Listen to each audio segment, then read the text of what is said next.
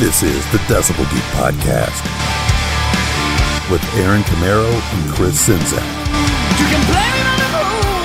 All right, folks, welcome back once again. This is the Decibel Geek Podcast. I'm Aaron Camaro. This is Chris Czynszak, and today's words are highly anticipated. Vinnie Vincent Special Part 4. Highly anticipated Vinnie Vincent Part 4. And coming on the heels of the great Toby Wright interview from last week. That was so much fun. It was. We've got to get that guy on the show again. Absolutely. Got to. So kind of a double dose for you KISS fans, because it's KISS-related stuff last week to a point. It's the Decibel Geek Podcast. Of course it's somehow KISS-related. We haven't done a KISS-related show in a while.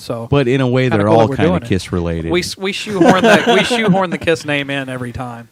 There's always a way. Yeah. So they don't make it too hard. So yeah, we like, I still had interviews in the can from, working on previous Vinnie Vincent stuff, and decided to go ahead and release it now. The demand is there. It is. People like hearing about this stuff, and as Vincent, as Aaron always says, he's always open to come on the show. Absolutely. I mean, we talk about Vinnie Vincent because the fans want to know about Vinnie Vincent. We're fans too. We like Vinnie. We might bust his chops a little bit, but it comes from a good-hearted place. We would love to see new music from Vinnie Vincent, totally. As would a lot of other people. And people want to hear about Vinnie Vincent. People want to talk about Vinnie Vincent. We're just in the middle. Well, and I guess it's probably because he doesn't talk to anybody, so it kind of builds the mystery, and right. We like to go into that. There's a certain mystique and charisma about Vinnie Vincent that people are interested, as they should be. Yeah. The guy's contributions to KISS are amazing and awesome, and his solo stuff, The Invasion. There's some amazing stuff on there, and the dude's a killer guitar player on top of it all. So yeah, totally. And we're going to give you your dose of the double V. We wouldn't right here today. We wouldn't be doing all this if we weren't fans. So. Vitamin double V. Yeah, I'm getting harassed by my wife. That's how my professional studio here in my house. Who let her in here? This is who's watching the door? Watch what you're saying, or I won't get to do the show anymore. She's pointing a fork at your head. Nice. All right. Well, anyway, that's today, metal. we've got two pretty cool Vinnie-related interviews today, and they're good on their own as it is. I wanted to put them together here. So first off, we're going to talk to Hersh Gardner, and if you don't know who Hersh Gardner is, Hersh Gardner was the drummer for a band called New England that Paul Stanley produced back in the late '70s. And New England actually opened up for KISS on the Dynasty Tour in '79. Is that how the KISS-Vinnie Vincent relationship began? Sort of. It's actually, you'll hear Hersh tell the story, but it all involves about Hersh was working with Vinnie. Gene Simmons introduced Vinnie to Hersh because Vinnie was writing with Gene for what would have become the Creatures of the Night album. Mm-hmm. And this shows that KISS was not looking at Vinnie as a possible new member. They were looking at him purely as a co-writer because Gene is going, hey, Vinnie, you should work with Hersh and join a band with him. Right. So that's an interesting thing we gleaned, but I'm not going to give away too much away because Hersh is going to fill us all in on it. Okay, cool. But a lot of interesting stuff about Vinnie before and after KISS because Hersh worked with him both times. So very interesting stuff. And then we'll come back and we'll have another great interview with someone that worked for Chrysalis Records during the Invasion years. That ought to be interesting. But in the meantime, here's Hersh Gardner.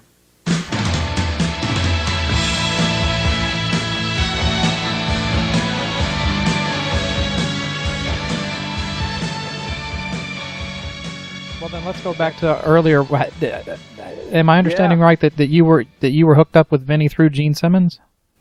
Yeah, the story I guess begins in like '83, '84. Obviously I was in the group New England, and we were coming to the end of our playing career together as a four-piece. And John at that point wanted to do some solo things. And so we just decided at that point, why don't we just all go our own way? We can all do our own things. I mean, I wanted to do a lot of record production stuff, and Jimmy and Gary wanted to do their thing. So we split up. We the four of us went our ways. And in the same week, I got a phone call from Lenny Pizzi, who was head of Epic Records, who was a very dear friend of mine, and Gene Simmons at the same time. And they both told me about this guitar player, Vinnie Cassano from Connecticut, who was currently at that point living in L.A. Mm-hmm. And they said, you guys ought to hook up with him. As New England was, was a great band, and if John's going to do his thing, And if you three guys are considering staying together, Vinny would be a great guy to, replace John. So, it made sense. We gave Vinny a call. Hit it off right away. I mean, very, very friendly, and, he had heard of us, and, we knew at that point. At that point, I believe he was writing for Kiss. Mm-hmm. I think that's where his relationship with Gene came about. But he was also just, a separate artist looking for a band to play in. So, long story short, we, the three of us, Jimmy, Gary, and I, we jump on a plane. We go to L.A. Actually, wait a minute. I think this is a long time ago, so I'm trying to remember. No, what happened first was Vinny actually flew into Boston from L.A. and we had our own rehearsal studio. So we actually just set up and jammed for 3 or 4 days, and it was just instant great vibes. Mm-hmm. I mean, the four of us just tore it up. We learned a couple of Vinny's songs, probably Gypsy in Her Eyes. Is that what that song's called? Yeah, Gypsy that's one of his unreleased tunes that's floating around on the internet. Yeah. Yeah, so Gypsy and probably a couple of other things that he did. I forget the names of the songs, but if you prompt me, I'll remember them. I think would Back on the Streets probably be one of those? Back on the Streets, of course, yeah, because he had previously recorded that. So it was Gypsy, Back on the Streets, and maybe a couple of other harder rock tunes. And weren't you guys calling yourselves Warrior at this point? Not at that point, not yet. At this point, we weren't calling ourselves anything. Okay. But I think later on we were. So we rehearsed in Boston for a few days, and it was a love fest. Mm-hmm. We just thought, this guy, what a great guy, and he loved us and loved Jimmy's playing, and Gary's just loved everything about it. So he went back to L.A. and we had, we were the four of us were talking, and then he said, well, you guys into, coming to L.A. And at that point we really weren't tied down to the New England area. So Jerry and Gary and I said, yeah, well, let's go. I kept I think we all sort of kept our places in Boston. Mm-hmm. Moved to L.A. And found a place to stay and just started rehearsing at SIR Studios in Hollywood. And the band was just starting to get real solid. And it was really funny because Gene and Paul and Kiss were rehearsing next door to us. And Gene and Paul were coming into our studio every day at SIR, watching us play. And we were killing it. Yeah.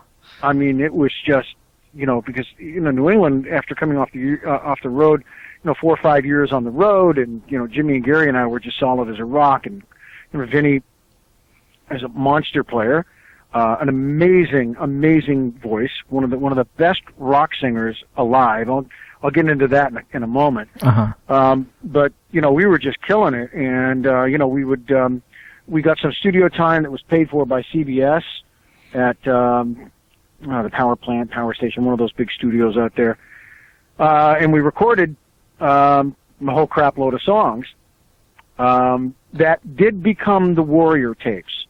Okay, and Vinny was writing with Kiss at the same time. Yeah. Huh, so this is like when he was sort of, I guess from the story that Gene and Paul always presented was they liked Vinny as a writer, but they never were 100% sold on him being a member. So it really was probably a last minute thing for him to join Kiss. Well, I think at that point, that's correct. Mm-hmm. As the story unfolds, you'll see, pretty much how the whole Kiss thing evolved. So, there we were in L.A., and we did this, this incredible demo with, new versions of Back on the Streets and Love It Loud, Boys Are Gonna Rock, Gypsy in Her Eyes. I can't remember the other titles, but you probably know them because they're, I guess all that stuff's all over the internet. But they had this great, 8 or 9 song demo, and CBS paid for it, so they had first right of refusal, and they were just about to sign us. I mean, we were the hottest thing on the block at that point. And don't forget, this was prior to, all of the the LA hair bands, being popular. Right. So I think had we continued on the direction that we were going, it would have been mind blowing. But one of the interesting things about this, and this is this whole thing about the lead vocals. I mean, we all know Vinny's prowess on guitar. The guy's a monster. I loved Vinny's voice. Vinny, if you hear the original demos of the songs that Vinny cut, Back on the Streets and Gypsy, his voice resonates like no other rock singer in the world. Vinny was always looking for the guy with the high voice, like Robert Fleischman, and I mean, we auditioned. I think every rock singer, Frank. Maybe not Frank to me. Frank, somebody else. Frank, Fergie Fredrickson, Robert Fleischman. Who were some of the other guys we auditioned? I wish I could remember their names. Had I prepared for this, I would have That's okay. been able to remember all these guys. But I mean, it's like every major rock singer in LA at that point, I think, auditioned for a band, and Vinny was just like, nah, not right. I mean, Robert was the closest because of his high range. Right. And I kept on telling Vinny, dude, it doesn't matter how high he can sing. It matters, what he's singing. Mm-hmm. And your voice, nobody sings your songs like you. Your voice has such great resonance. It's got such great power. You can't measure the emotion because they're your songs. Mm-hmm. And he kept on going, no, I just want to be guitar. I just want to be guitar. I was like, Vinny, you're crazy. It wasn't so much an argument. It was just like, dude, this is your calling. This is what you should be doing. You should be fronting your band, playing guitar. You'll be recognized for everything, mm-hmm. which didn't happen. And so anyway, so as this whole process was unfolding, and Gene and Paul were constantly in our rehearsal studio, watching us play, Vinny comes to us one day and says, well, Gene and Paul want me to join the band. Mm-hmm. And we said, okay, so I guess we're done. And I just decided, well, I'm going to go back to the Boston area because that's basically where I was making my living as a record producer, engineer, and Jimmy and Gary just decided to stay in L.A., which was a great thing for them because they put together Alcatraz. Right, yeah. And got, the first incarnation of Alcatraz was with Steve Vai. Mm-hmm, that's right. And then Steve went on his own way, and then they got Yngwie Malmsteen. And it's like, Jesus, it doesn't get any better than that. Yeah, Guitar Player Academy there. Yeah, and then after Yngwie left, I think that they were going to go for the guy in Alice Cooper's band. Oh. And at that point, I think that Alcatraz broke up. In the meantime, I had gone back to Boston and continued on with my producing career, which is, something I dearly loved doing and still do today. And, as it turns out, I mean, it was a really, really good move for me because I wasn't out of work for years and won, several awards, the Boston Music Awards Producer of the Year Award, and was nominated pretty much every year for that award. And so, me doing my career thing and hooking up with a lot of recording studio guys, I was writing, articles for some of the local rock magazines. So I was having, it was a good time for me, 85, 86, 89, and I was playing in several different bands at that time. And then a few years later, and once again, had I prepared better for this, I'd be able to give you dates and things, but I guess the second incarnation of the Vinnie Vincent Hirsch Gardner story continued. Vinny was in town, or about to come into Boston to play with Kiss, and he called me up and said, "Hey, listen, come on out. We'll, we'll hang out at the show and we'll have some fun." And so I went to the show that night, and Vinny and I, huddled away in a separate dressing room, and we just started like jamming with some of the old songs we used to play. So we just hit it off. It was just like we were coming up with some new new riffs that he was playing, and so it was great. We hit it off. We stayed out all night long, and we partied, and it was like old times in L.A. where we also had a great time. Mm-hmm. So, the tour was about to end, and Vinny says, "Listen, why don't I, he knew that I was, that I had a recording studio. It was a pretty full-blown studio that I was working out of and wasn't really partners with, but I did all of my productions there. So they would let me pretty much have run of the house. And, so Vinny says, can I come and hang with you for, a couple of months, and maybe we'll write some songs together, and, we'll do some stuff." Mm-hmm. So Vinny finishes up with the tour, and lo and behold, there he is on my doorstep. And so I put him up, and now begins the 6 months of what we call the the lawsuit days, which was the beginning of the Vinnie Vincent invasion. Well, let me ask you this: was he giving you any idea at the time that night that you guys hung out that he was unhappy in the band or wasn't getting along with the guys? Well, we'll get to that. Okay, I'm just curious. Yep.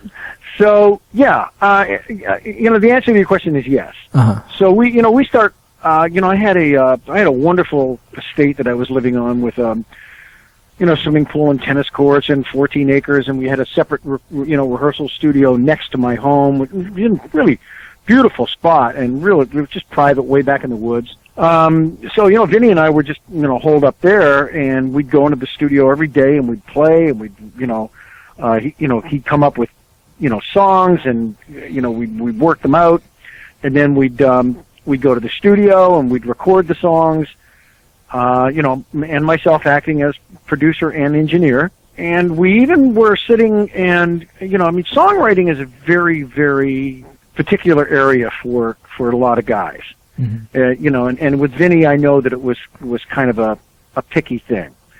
So when you're sitting there and you're writing a song with somebody, it's just like, you don't sit there and have a discussion, a legal discussion. You write the songs. And, if I'm sitting there with Vinny and I'm coming up with some lyrical ideas, well, I'm a songwriter. Mm-hmm. It's real simple. If I come up with a drum part, that's not a songwriter. Right.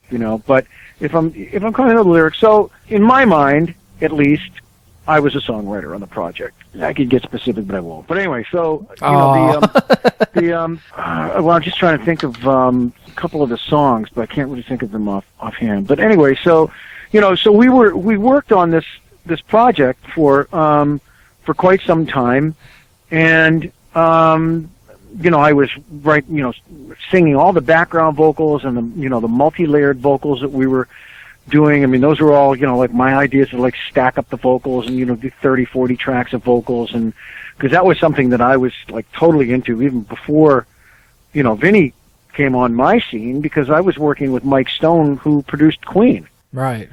And there's nothing better than a Queen vocal harmony where you've got 30 or 40 voices of Brian and Freddie and Roger singing together. Mm-hmm. And Mike Stone basically championed that. And, the New England albums that we put out, we were very, very well known for our background vocals and things like that. And I basically stole the idea. I was like, man, that sounds great. I'm going to do that on all of my productions, because I love the sound of it. So, Mm-hmm. There was nobody better at it than Mike Stone. So we worked together for this long period of time. And you did ask about the Kiss situation, and all I can do is relate to you the phone calls that I overheard that were at my home, where he was talking to Gene, and there was something going on. I don't know the details, Mm-hmm. but there was something going on where Vinny would get off the phone and he was upset with those guys.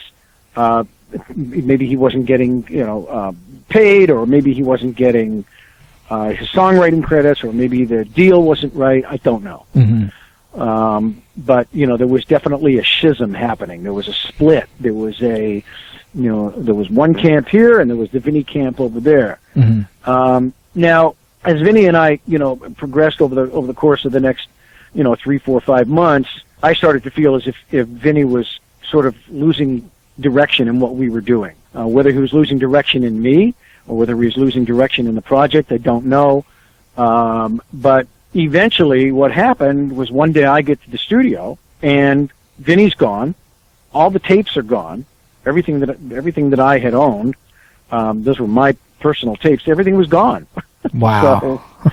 So, where's Vinny? Well, Vinny left for L.A. So that was the last I heard of him until, I called him up and said, hey, what's up? And he says, well, I don't want to do the project anymore. And I said, well, you really, need to pay me for the time that I put into the project. Mm-hmm. And he made me an offer, which was ridiculous. And at that point, I, had my attorney, and we filed a lawsuit. And then the lawsuit is pretty much public record. Mm-hmm.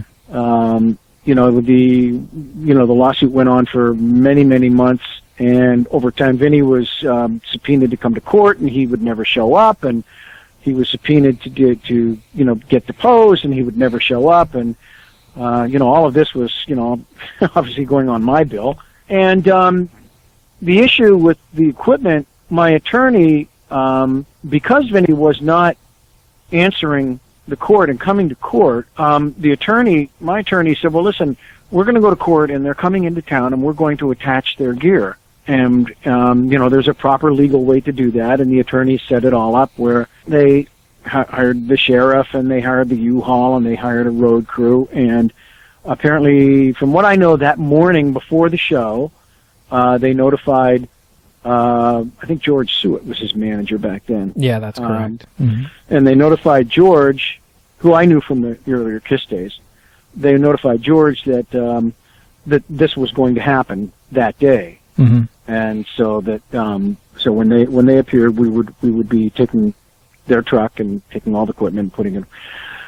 So I mean, they showed up, and the attorney and his people went and grabbed all the gear, which included the gear. Bobby Rock, I believe, was the drummer. Mm-hmm. That's right. And Dana, yep, was the bass player. Mm-hmm. And so they took all of their gear as well. Were you on site when this happened? Absolutely not. No. Oh, okay. I didn't have anything to do with it. Oh, okay. And all of the equipment was then taken to a storage unit, and all of that was approved by the judge, by the courts. I mean, it was all legally done. There was no hanky-panky. Sure. The judge, we notified the band well enough in advance so that they could go rent equipment and do the show. Mm-hmm. So it was all done, above board and legally, and that was, and the reason that they did that was because they wanted Vinny to put up a bond to assure that he would come to court. Right. Because he would never come to court. Did you hear from Vinny or anyone in the band at that point? Well, to be quite honest, I was scared to death. Uh-huh. I had heard some things, and it was pretty scary. So, but what's really funny about the whole story is later on, probably a year or two later, I was talking to, I spoke to both, Bobby and Dana, and both of them confirmed with me. Said, Hirsch, we were like so pissed at you when that happened. He said, but you know what, man? He said, we know. Now we know that you were in the right. You were justified in doing what you did, and mm-hmm. That was kind of like an affirmation to me that we followed the legal course. We did the right thing, mm-hmm. and as it turns out, Vinny did eventually show up and was deposed. I guess the second to last court date that we had, the judge at the Dedham Municipal Court was Judge Del Vecchio. Jesus, I even remember his name. That's amazing, huh? He declared at that point, because I guess Vinny or his attorney or something, they were a no-show. Mm-hmm. He said, Mr. Gardner, next week I'm going to award you the total amount of the loss. It was about $250,000 or something like that. Uh-huh. And he said, if these guys don't show up next week, I'm just giving you the case. Right. And we understand that the following day, Vinny filed bankruptcy in Los Angeles. So he was informed of the decision that the judge had made, and then the next day, I received court papers from L.A. that he had filed bankruptcy, which effectively put my case on what they called it. They put it on stay. Yeah. Which means, and essentially that was the end of it. Right. And so there you've got the whole Vinnie Vincent story. And what ended up happening to the gear that was taken? That was eventually given back. It was. Oh, and okay. a bond was put up for the gear. Oh, okay. I heard the story that they had wound up getting the gear from like a music store and painting it all pink or something. Did you hear about this? No, I didn't hear that they had done that, and the equipment that I saw pictures of, because we were required to take photographs of all the gear that we took. Their gear wasn't pink either. So See, I don't. Yeah, and I that's maybe that may be like a legend that's gone around because I don't remember them really having any pink gear. I know they wore lots of it, but yeah, I don't recall. I don't recall that they had done. Didn't they cancel the show, or did they play a couple songs and then they quit? I don't know if they quit early, but I do know they did go on stage that night because they got a lot of gear from some music store that was local. But, right. But yeah, I mean, they were opening for Iron Maiden, I believe, at the time. Was it Iron Maiden or Alice Cooper? It was one of those. I think it was Iron Maiden, but I could be. It may have been Alice Cooper. I'm not sure. Yeah, I thought it was the Alice Cooper tour. I know that it was there, so I don't know. Right, I know they split time between those two tours that year. Yeah. But wow, and no contact with the guy since then, I'm guessing, huh? Have I? No, I don't think so. Yeah. I can't recall. I'm just trying to think whether I had. No, it's really, it's a shame. He was just what an amazing, talented guy. Mm-hmm. What an amazing, talented guy. I mean, an incredible singer, great songwriter, probably some of the best rock songs, ever written. Lick It Up. I mean, Jesus Christ, what a fucking great song. I think that's why people are still interested in him after all these years, is because it's almost one of those what could have been situations, where it's like just imagining how much, quality material could have been put out. And that's why I was asking you about his mindset with Gene and Paul when you were starting to work with him, because I have a theory. It's just like it seems like the person you were dealing with before the time in KISS is almost like a different person completely than after working in KISS. Would you agree with that? Yeah. Well, yeah, I think so. The ego does like unbelievable things, and it's just a shame that he just couldn't really see the forest for the trees. I mean, Gene said something about him, something about his demons or something that there's a quote that I read somewhere about, Vinny's demons just, wouldn't let him be the talent that he was. But what's really strange is that a lot of guys that are super, super talents like that, the savants of the world, I mean, they're so focused on that one thing that they do so well, and they really don't have a good grasp of what's right or left of that center line. Mm-hmm. And what's right or left of that center line is all the rest of us. Right. But it's just but before KISS, it seems like everybody I've talked to talks about the pre-KISS Vinny, and like he's more of a, like they just talk about what a humble, down-to-earth, great guy he was, and then ever since KISS, it's just like, scumbag and rip-off artist and con artist, and it's just an odd switch. It's like, I agree the guy has responsibility for his own issues, but I got to give a little bit of credibility to something definitely changed him being a part of that band. Well, what does that say? Well, I mean, I don't know. I mean, like I'm a KISS fan at heart. I wouldn't have ever discovered Vinny if it hadn't been for KISS, and I'll always be a fan. But it's just like, there may have been some definite credence to his complaints about the conditions that he was put through in the band. But then at the same time, there's two sides to every story. So I just yeah. And I don't know what that it's not my business to jump into the KISS business end of things. And I was involved in a lot of that with New England because KISS and New England were managed by the same guy. Before I let you go, let me ask you, what are you up to these days, and how could people find out more info about you? Well, I got a whole slew of Facebook pages. You can look me up on Facebook, and I've got the HirschGardner.com website. So if people need to find me, I'm definitely easy to find. I have my home studio, which is where I am right now, and I do a lot of pre-production with projects that I'm working on in my home studio, and I have my more professional Pro Tools studio in Cambridge, Massachusetts, which is right across the river from Boston. And I just finished a project with a gentleman. His name is Joseph Hedinger, Josef Hedinger's, Hedinger. Boy, look him up on YouTube. Joseph is a phenomenal singer, piano player. If I were to tell you what kind of music he plays, it's a cross between. Check this out: Michael Jackson, Justin Timberlake, and Freddie Mercury. Now that's an interesting combo. Okay, so, and I'm working together with my old friend Lenny Pizzi, who we mentioned at the beginning of this, is the gentleman that turned me on to Vinnie Vincent.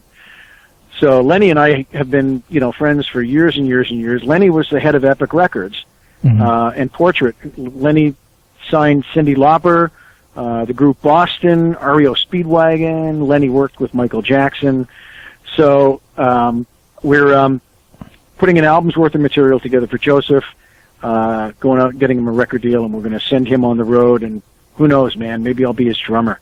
Cool. And now, Deep Thoughts with Gene Simmons. It is a hermaphrodite, half man, half woman. And I was born this way. Listen to the Decibel Geek podcast on your iPhone, Android phone, BlackBerry, and WebOS phones with Stitcher. Stitcher's smart radio for your phone. Find it in your app store or at Stitcher.com. Stitcher Smart Radio, the smarter way to listen to radio.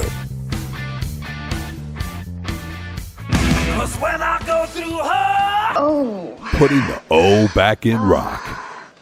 it's just like a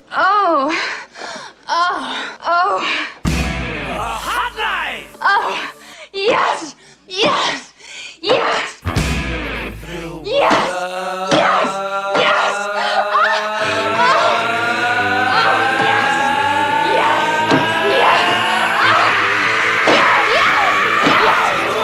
You're listening to the Decibel Geek podcast.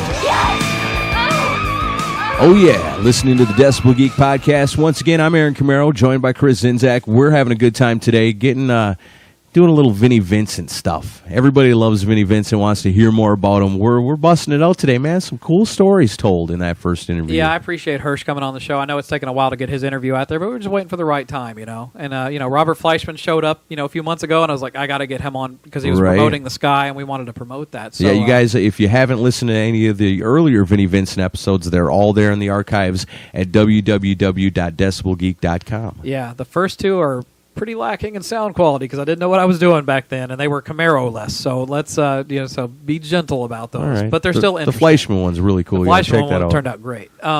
So next up, a lot of people, those of us that are really get into the history of Vinny and what was going on with the invasion, because there's a lot of stories about what went on behind the scenes with the invasion, because a lot of dysfunction, a lot of weird behavior, according to some people. A lot of burning of bridges. Yeah, later down the road.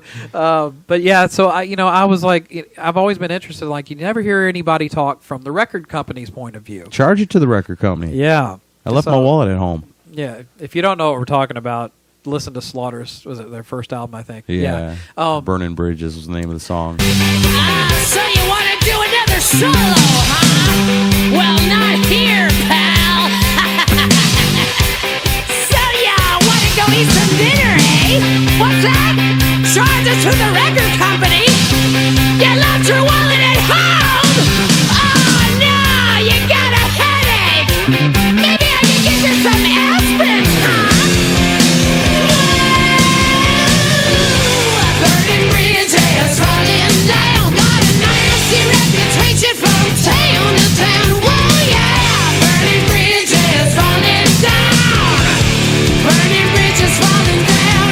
Whoa, you. I made contact with a guy named Tom Silver, who I found him on Facebook, and this is me just digging for stuff. And it turns out he worked for Chrysalis, and Turns out you're a heck of a journalist. well, appreciate that. Nice. I wish I got paid like one, but but yeah. So Tom worked for Chrysalis on the promotional side of during the period that Vinny was on that label, and so I was like, who better to talk to? And he was totally open to coming on. Tom is now a hypnotherapist and has been on lots of big TV. He's been on Leno. He's been on Kimmel. Lots of TV shows. Interesting stuff. Check it out. Go to TomSilver.com to check that out. But Tom was nice enough to take a few minutes to talk to me about his experience with the Vinnie Vincent invasion. So here that is.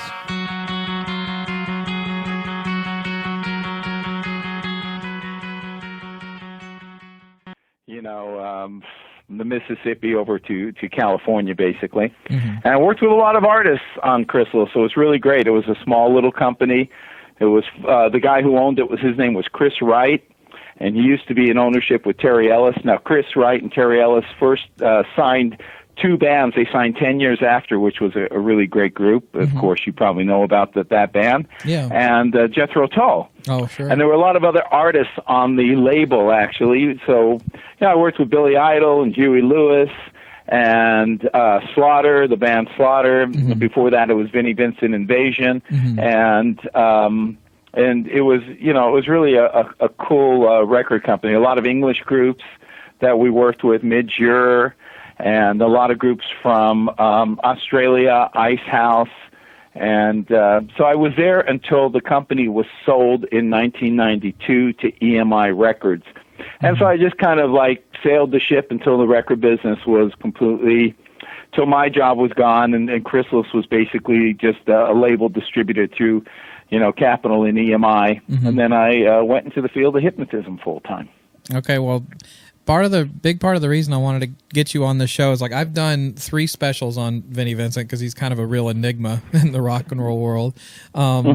And there's a lot of speculation about his relationship with Chrysalis that was going on at the time, and a lot of rumors about, how Vinnie Vincent Invasion morphed into Slaughter and Vinnie was left without a band, and there's rumors about him running up the credit line so high on Chrysalis's dime that they decided not to push the Invasion albums.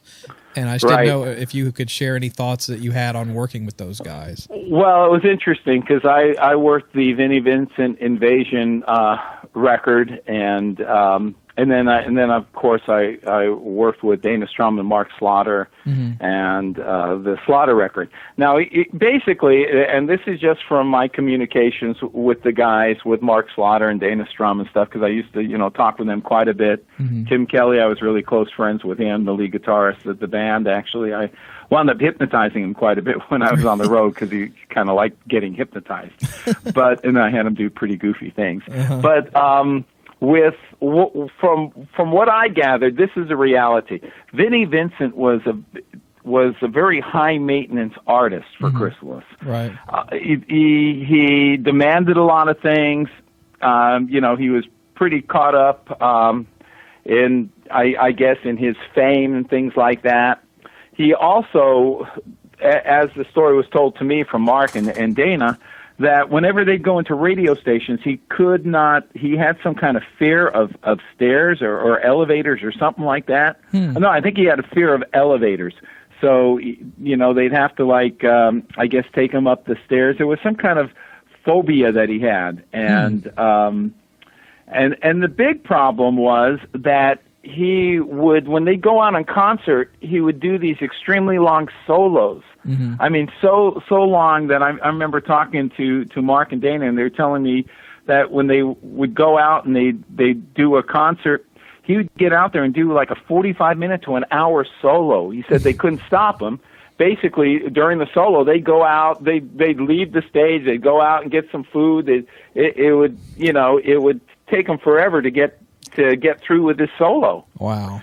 Yeah, and so he did these extremely long solos, which I think kind of also affected the audience and affected the band. There was a lot of conflicts that I saw with him that was going on because he was very, I guess, a demanding person. I didn't know him personally, but there was a lot of high maintenance that Chrysalis had to do with him. Right. And I think it affected the promotion people. I think it affected Chris Wright and the other staff members. And so they finally got to the point where I believe they just dropped them off the label, and then they decided, well, we love Mark and we love Dana, and so it was up to Mark and Dana to form a new band. Right.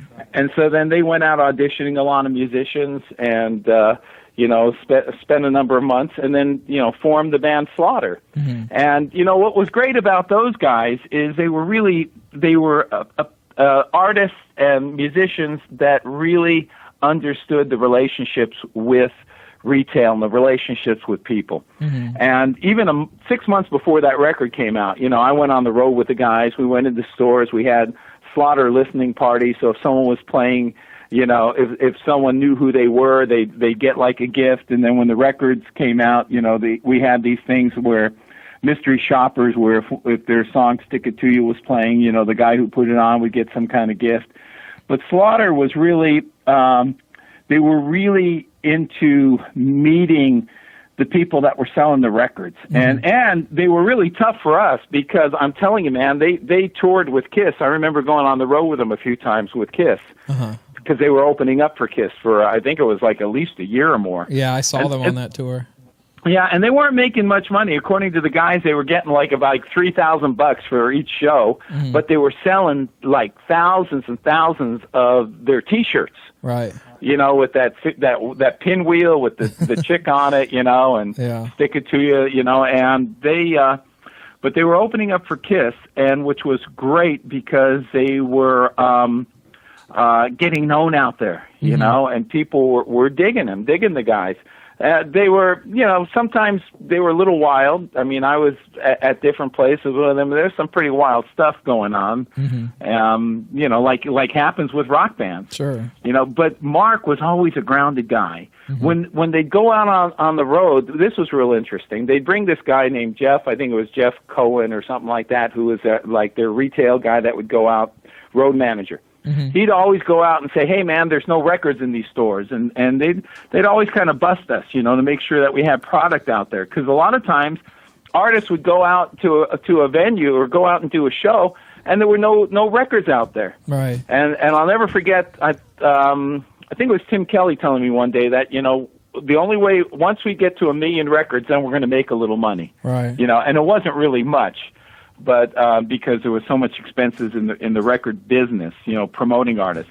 But those guys were really hands-on. They were really outgoing, really friendly. Vinny basically kept to himself. So, you know, I don't even remember ever having any close conversations with him. Yeah. All I know is that there was friction with the guys. He was very demanding, and a lot of times if he wasn't in the mood, he wouldn't go into a radio station and talk to the program directors, and he was just kind of a tough guy to get to understand that the business in music is a business of relationships and people liking you. Right.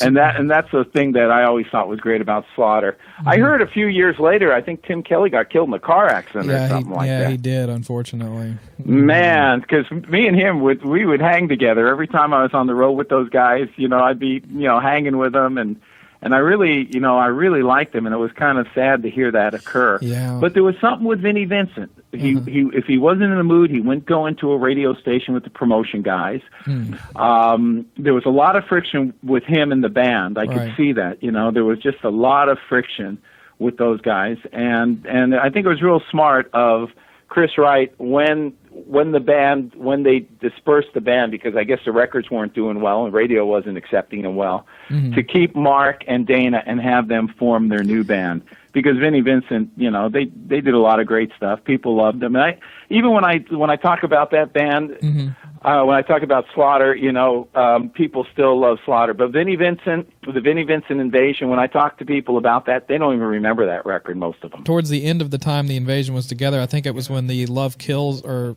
one of the last videos they did, the record company would release the song, and like all the videos said, Vinnie Vincent Invasion featuring Mark Slaughter, and he took a slight to that, thinking that he claims that the record company squeezed him out, but I guess what you're kind of saying is he may have pushed himself out with, you know, his behavior. That's what I think. And, you know, let's face it, Mark had a great voice. Mark was a great frontman, you know, and but from what I gathered, there was so much there was too much ego involved, and I don't think it was from Mark and Dana. I do think that, you know, Vinny became, you know, his worst enemy, so to speak, from what I can recall. And he made a lot of people at Chrysalis Records very, very upset. There was a lot of things he demanded and didn't want to do. And again, these extremely long solos. I mean, after a while, I don't know how much the audience can hear, you know, every note on a guitar being played, you know, at a high speed for 45 minutes. Right. I mean, those were extremely long solos. And then I remember there was a lot of friction with him going into radio stations. Right. And I think he had some kind of phobia. So I don't know if it was a phobia. I think it was a phobia of elevators or something like that. See, I hadn't heard that before. But I don't believe that Chrysalis undermined him at all. I just think sometimes artists become high maintenance. Right. You know, and that's what happens. Just sometimes we get caught up with ourselves. Yeah. I know one of the best artists I've ever worked with was Pat Benatar, because she always remained humble. Mm-hmm. I had problems sometimes working with Billy Idol, you know, and Ian Anderson and Jethro Tull. But I never really had the run-ins with Vinny. All I know is that all my communication was always with Mark and Dana, because they were always coming around the record label and always wanting, you know, to make things happen. Right. And I think they were all real happy when they formed their own band, and, you know, Chrysalis went for it to help them, you know, get to where they were supposed to be. But all the guys in Slaughter and Bloss, all the guys in Slaughter really knew how to get out there and meet everybody and make friends with everybody. Every time I took them into stores or wherever, people loved the guys because they had really open personalities. Right. And I think that's important when you're a musician. Get out there and like the people that are out there to support you. And Yeah. don't get caught up in yourself. Does that make sense to you? Oh, absolutely. And well, I don't know if this is a long time back in your career, and you've worked with a lot of people, but the timeline of the Invasion stuff, if you remember, I don't know if you were around for both albums, because they did the first one where the vocals were laid down by Robert Fleischman, and then Mark Slaughter was brought in, and then they did All Systems Go with Mark. But do you remember that first album with Fleischman? Because at that time, Vinny was claiming that, which Fleischman has challenged this himself on my show, where, because the story that Vinny liked to put out at the time was that he got Robert Fleischman out of necessity because he had a demo tape from Mark Slaughter, and that he spent like $10,000 with the record company trying to find this guy that sent this demo tape, and it was Mark Slaughter. And Fleischman basically told me that he didn't want to sign the contract that was being offered because it was the size of a phone book, and that Chrysalis and Vinny's management were pushing him to basically sign it sight unseen. Do you remember any of this? No, I think when I came in, Mark was already with Vinnie Vincent. He was, okay. Yeah, so I came in somewhere around, I don't know, I was there till 92, so I came in somewhere around 86 or 87, something like that. Yeah, I think you probably came in right as they were doing the second album. Right as they were doing it. But the funny thing is, what was interesting is that when I was with Polygram, you know, we did the Kiss Unmasked record.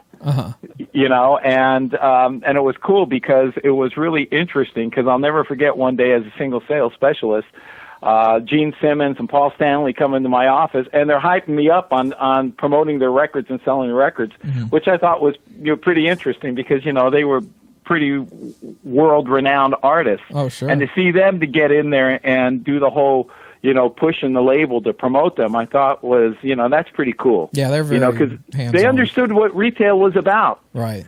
But according to the guys, that there was just lots of conflicts. It wasn't with them, but it was with them communicating and working with Vinnie Vincent. Right. From what I gathered, he was a tough artist to work with, very demanding. Yeah. And not a group or a team player like the way the guys were when they formed their own band. Right. So I don't think Chrysalis undermined anything.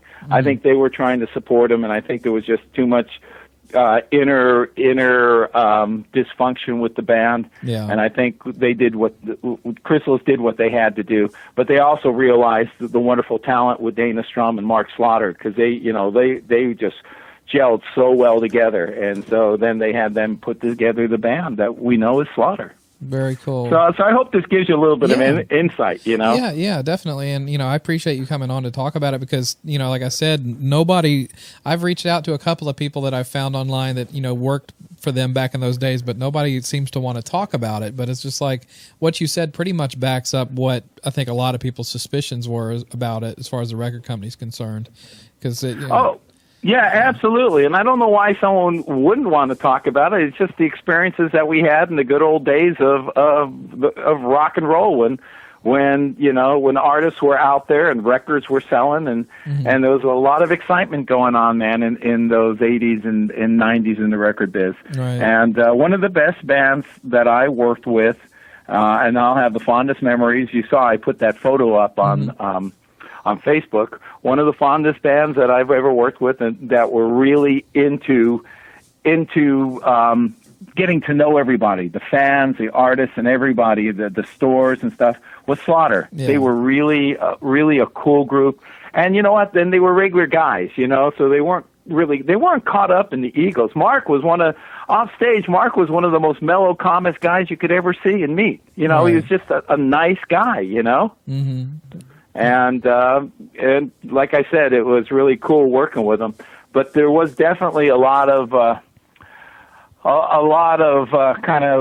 friction or toxicity, things that just weren't gelling with Vinnie Vincent Invasion. And I think if it was, the support would have still been on that group. But there needed to be a change. Right.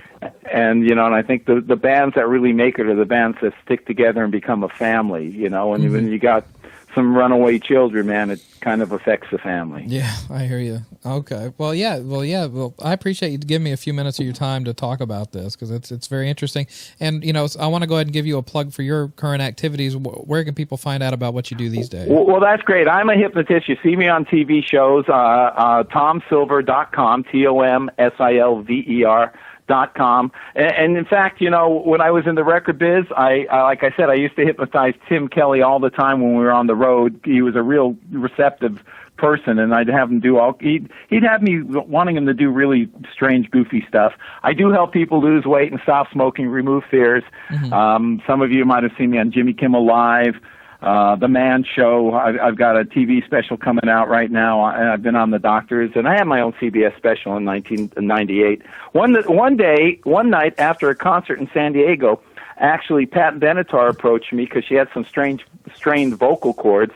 So I actually hypnotized her after a concert to kind of relax her voice and things like that. One other thing I wanted to mention, with 10 Years After, Greg Lee was the drummer of 10 Years After. Are you familiar with him? I know the band, I don't know him, though. Oh, okay. Well, Alvin Lee was the lead guitarist. Yeah. But one day he came to see me also because he had a little bit of a smoking problem, and he forgot his drum licks, and he was going to be doing a video. So I actually hypnotized him to remember his drum licks. Wow. But, I sure loved being in the record biz, man. I still would have been in it had Chris Lewis not been sold to EMI and my gig was gone. But I still have great memories, and I'm so glad to kind of shed a little bit of a light on the Vinnie Vincent Invasion and their transition into Slaughter. Because I think it just helps people understand, the dynamics of what goes on in the music business, in the field of rock and roll. And when bands work together, man, then there's nothing stopping them from, reaching, levels of success like we saw with Slaughter. Yeah. But those guys worked hard. They had a lot of heart, and they believed in what they were doing, and God bless them for what they did. So, cool. Sure, pleasure speaking to you. Yeah, same to you. Thanks so much.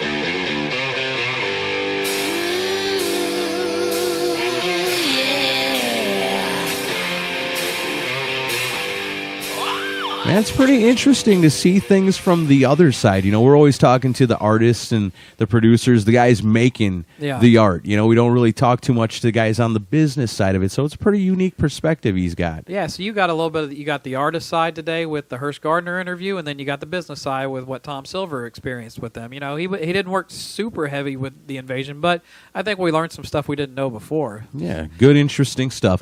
Yeah. And of course, every time we do the Vinnie Vincent special, and this isn't a shot at Vinnie Vincent. This isn't designed to be negative for Vinnie Vincent. No. It's just a thing that, like we've said before, people love Vinnie Vincent. They're interested in him. There's mystery and mystique involved with this guy. And so, when people want to talk about him and the listeners want to listen to it, we're just here facilitating that. Sure. We're connecting the people that are all interested and, and rightfully so in Vinnie Vincent, as we all are. We're all big fans. Yeah. Vinnie, I've said it before, I say it again, and Chris looks at me and laughs like it's an empty plea, but, maybe one day you and I will prove him wrong. But I'd love for you to be right. You always have an open open invitation to come join us on the Decibel Geek podcast. We will treat you with the utmost respect and allow you to tell your story, the best way you can, right here with us. That's what everyone wants. They want to hear his side. Right, and we will give you that platform, and we'll be glad and honored and proud to do it, and we'll treat you with the utmost respect. If I didn't say that already, because it's true. Certainly. We would, sir. Absolutely. If we had to, why not? But I got a feeling Vinnie Vincent's not that kind of guy. I think deep down, he's actually probably pretty cool, maybe a little misunderstood. Well, we can find one way to find out is actually get him on the show, which would be awesome. So, you know where we're at. We're on Facebook. Hit us up. We're always available. Everybody, hit us up on Facebook. Yeah, go to facebook.com/DecibelGeek. Follow us on Twitter at DecibelGeekPod, and go to the website. What's the website? It's www.decibelgeek.com. Hey, nice and simple. Do you think there will be a Vinnie Vincent 5? There might be. That'd be cool if it was with Vinnie Vincent. Hey, that's not up to us. I know it's not. I wish it were. All right. Well, thanks for listening, and we'll see you next week. See you. Remember to check us out at DecibelGeek.com, Facebook.com/DecibelGeek, and Twitter at DecibelGeekPod. Also available for free on iTunes and Stitcher Radio.